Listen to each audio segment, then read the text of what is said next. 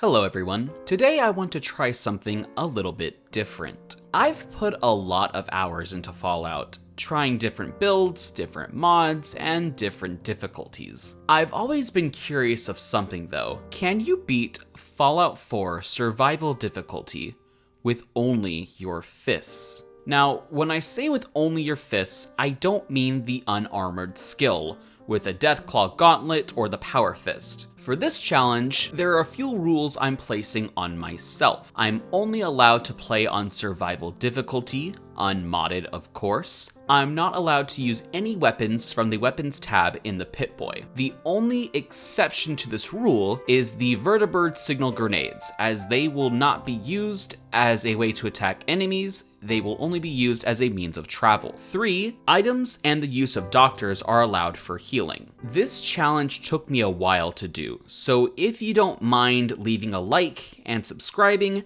I would really appreciate it. Also, don't forget to comment down below on what I should try next. We name him Curly Joe, and these are going to be his starting stats at first, but we will be changing them later before we leave Vault 111. If you have played the game before, you know what happens. Bomb goes off, baby gets stolen, and it's up to us to get him back. The rad roaches here aren't too difficult.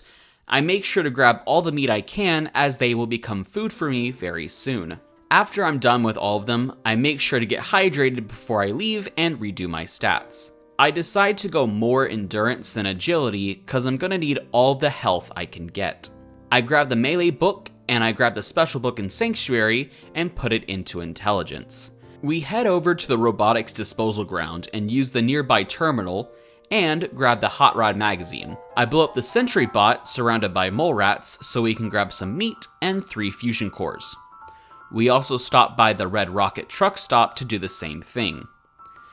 As you can see here, getting shot with only 1 bullet from a regular pipe pistol takes away about a quarter of my health.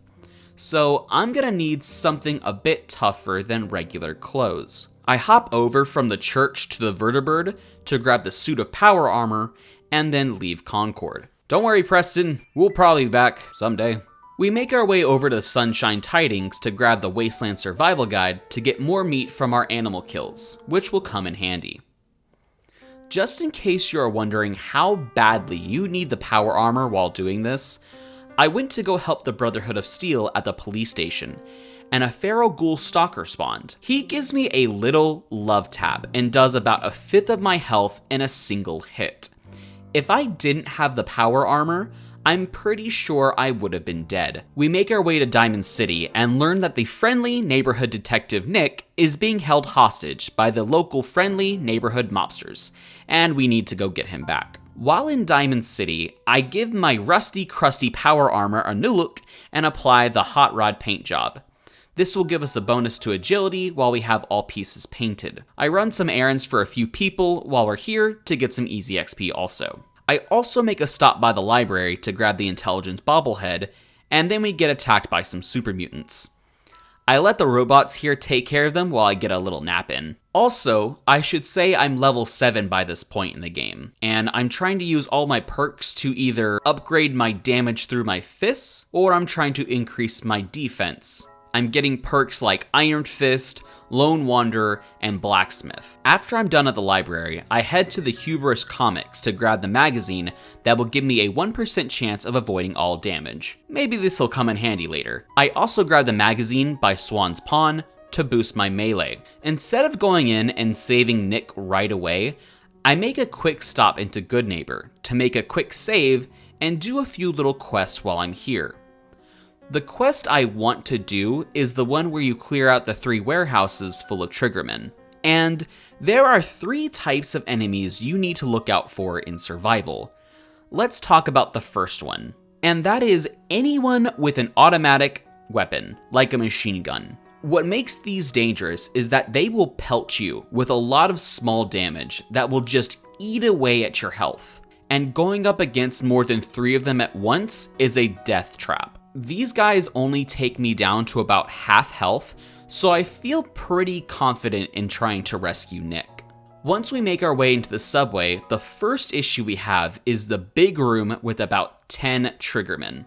The way you need to prioritize this fight is to kill anyone with a machine gun first, then target anyone with a pistol, as they will just have less DPS in general. Try to use the environment to your advantage by hiding behind pillars and other objects that will block bullets. The next big roadblock is the area right outside the vault door, as all three of these guys have submachine guns. You need to use the environment around you again, while also using VATS to close the distance between you and your targets. Once you get past these areas though, the rest of this is a complete breeze. Triggermen don't have the best armor, so a lot of them go down in just a few hits. It's not till I fight Skinny Malone I get worried. 3 guys with machine guns in a small space isn't good, but during his monologue, I just start swinging, taking out his first guys, then Darla. Skinny Malone is tougher, but still goes down quickly. Once we get back into town with Nick, we sneak into Kellogg's apartment to continue the main quest.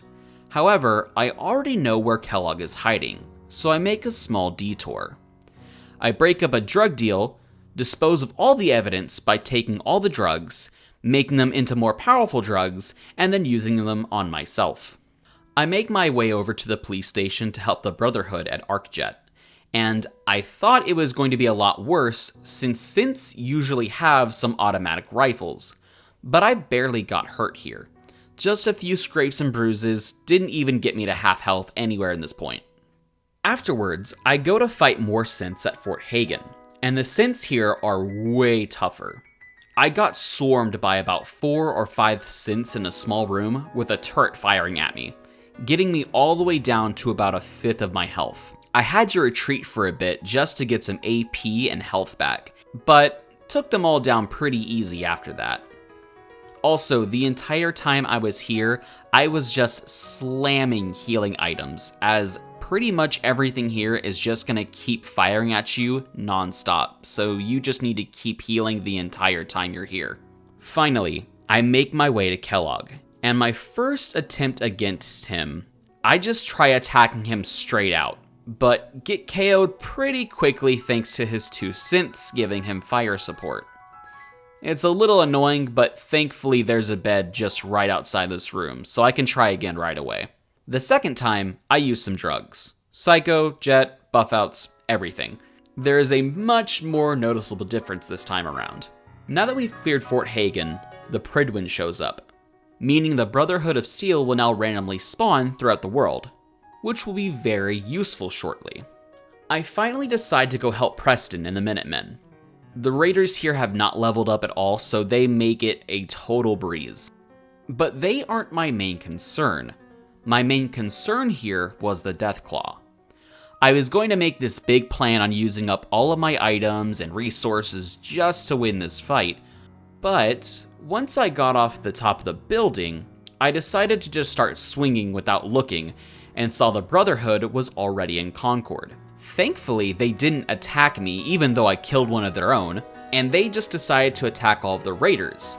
And the Paladin that was here had a Gatling laser, so he annihilated the Deathclaw in about 10 seconds.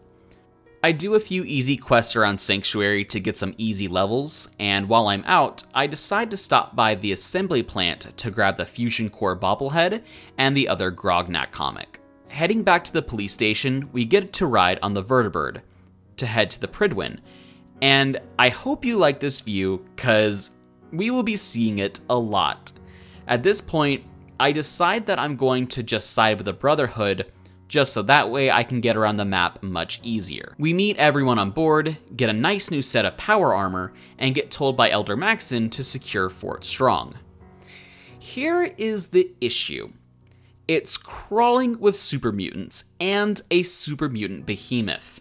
The game is nice enough to give you a minigun and a Vertibird to take down the behemoth, but for this challenge, we get to ignore it, and I decide to walk over to the island and face them all head on. Now, this part took me the better part of an hour and several attempts.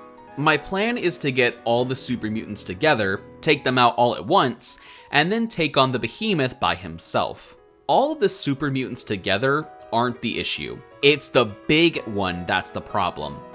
He's got so much health and he hits so hard, I just can't do anything to him.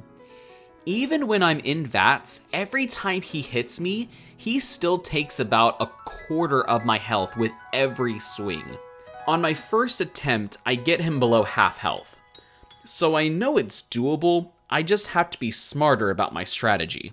Second attempt, I use this little wall and building to give me some cover from his attacks. And it's going pretty well. I'm able to get a good amount of health back comfortably and he can't hit me, so it's a win-win. Unfortunately, I got greedy, and when trying to end this fight, I got clapped for it. Third attempt, and this time I pull out all of the stops. I had 9 Nuka Quantums during this fight, and by the end of it, I had 1 left, after using most of them on this fight along with some Psycho Jet to dodge his attacks and hit him consistently. Finally, after 45 minutes, I won the slapboxing contest. Inside the building of Fort Strong isn't too bad, except for one thing. In the lower levels, with all the nukes, there is one super mutant with a missile launcher, and this brings me to the second kind of enemy we need to look out for, and that is anyone with an explosive weapon. This includes missile launchers, Fatmans, and super mutant suiciders. They can just take away most of your health in a single attack, and if any other creature gets another hit on you, you're done for. So after I get back to this lower level, I make it my priority to take out the missile launcher first, making sure he doesn't get a chance to reload, and grabbing the launcher so that no one can pick it up and use it on me afterwards. Now that we've secured Fort Strong, we get our first set of signal grenades, making moving around the Commonwealth so much easier. I make it to Diamond City and to Goodneighbor to continue the main story, and learn that Virgil is in the Glowing Sea. Now I'm on to my long walk there. However, I make another little detour to the Mass Fusion building, making my way up to the top to grab the Strength bobblehead. Once I finally get into the Glowing Sea, I knew I was going to run into at least one Deathclaw while I was down here, and the first one I ran into nearly tore me to pieces. He got me well to below half health before I could even do the same to him, so I used my last quantum to give me the edge I needed to win this fight. Also, launching him into space was pretty cool to see. However, right as I was done, I saw another Deathclaw making his way towards me, and I knew I could not win this, so I booked it out of there real quick. Continuing on my journey, some rad scorpions tried attacking me, and they were basically free XP. Their main offense is their poison, but power armor must have a really good defense against poison, cause these guys barely even tickled me. I was having a good time until a legendary Deathclaw showed up, at which point I ran away like a little sissy baby.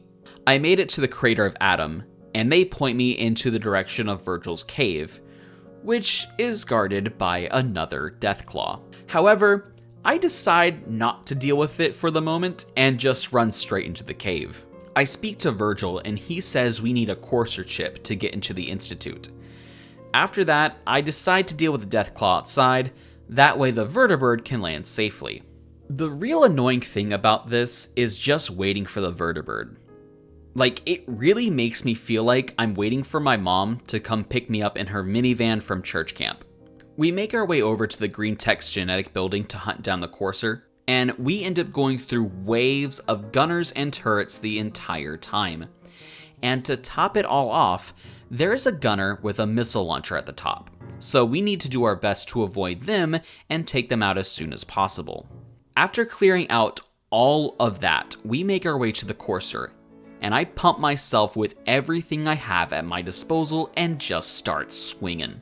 I was able to get him into a corner, boxing him in, stun locking him until he died. I head to the railroad to get the Courser chip decoded, and I thank them afterwards by murdering them all. Since I'm going to side with the Brotherhood, I knew I was going to have to do this eventually anyway, and as long as you take out Gloria first with her minigun, the rest of the railroad is complete toast. Now, to build the teleporter, you have to have all the scrap you've been collecting pretty much all game, and you have to hunt for several different things, but thankfully I'm smart to grab everything before I... Damn it. So, while we are looking for this biometric scanner, something amazing happens. Outside of this location is a super mutant suicider, and I know if he explodes on top of me, I will be brought to about 1 health. I decided to just run straight past him, hoping he wouldn't follow me into the building, but he does. But then he explodes, killing everyone around him except for me, leaving me with full HP. I couldn't believe it either. And then, right after, was another super mutant suicider, and you'll never guess what happens next. Yeah, he explodes on top of me, leaving me with 2 HP. Nice. Thankfully, he cleared out most of the room I was in, giving me time to heal myself back up and find the biometric scanner and be on my way. Now with the teleporter built, we can get into the Institute where Father tells us he is our son. We look around the Institute to find Madison Lee and try to convince her to come back to work for the Brotherhood, but she won't do that until we give her proof that Virgil is alive. This is also where we find the 3rd type of enemy we need to be looking out for, and I'll give you about 5 seconds to guess what it's supposed to be. If you guessed it was going to be the Assaultron that would take us out in less than 5 seconds, you're wrong. It's actually the laser turret. Yeah, this little guy can do about 1/10 of your health per shot, which doesn't sound like a lot, but adds up really quickly.